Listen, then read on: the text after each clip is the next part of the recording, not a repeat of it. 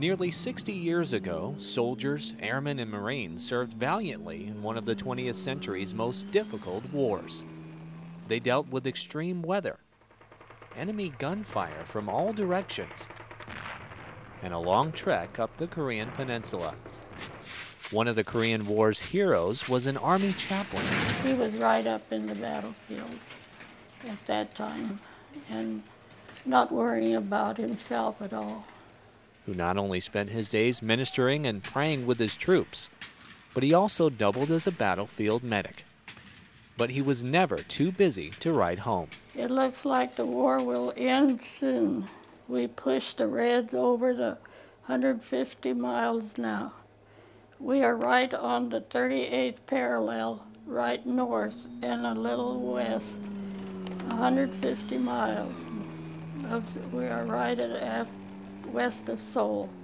I'd write to him early in the morning. His sister Helen still saves every letter he wrote. And I didn't know how he could have time with all the things he had to do. But for Kapaun, he had two families, the one back home in Kansas and the one going through the war with him in Korea. He wasn't doing that because this, that, or the other member was a part of his denomination. They were his family. He'd happily laid down his life for his children. That was his family. I sent your pictures home. Though he wrote often, his family never really knew just how bad things had become for Emil. God bless you and help you as ever in Christ, Father E.K. That was his last letter to us.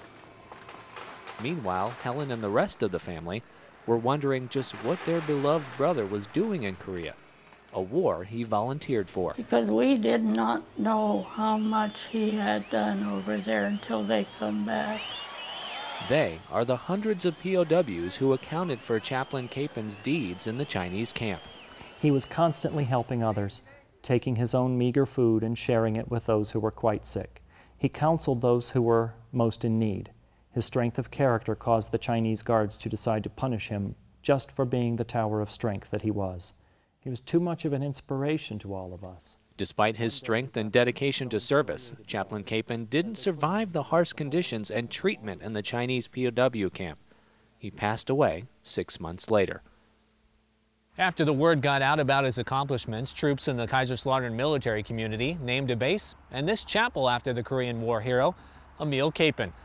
Over the course of 5 decades, the pronunciation has changed a bit. The locals call it Kapaun, but that didn't change the effects and impressions he's made on today's forces.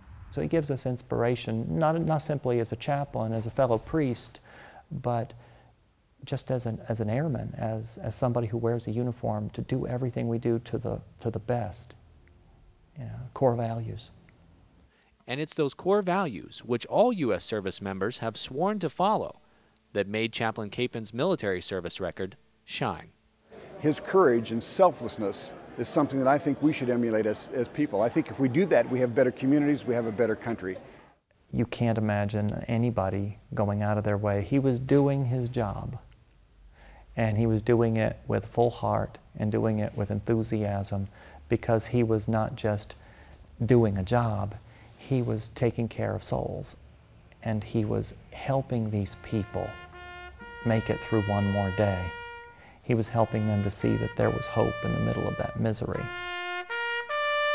An amazing career for a soldier, a chaplain, and a hero. But for Helen, there's one simple thing that keeps her holding on after all these years. He just became one of the family, and I loved that. Staff Sergeant Trevor Pedro, Ramstein Air Base, Germany.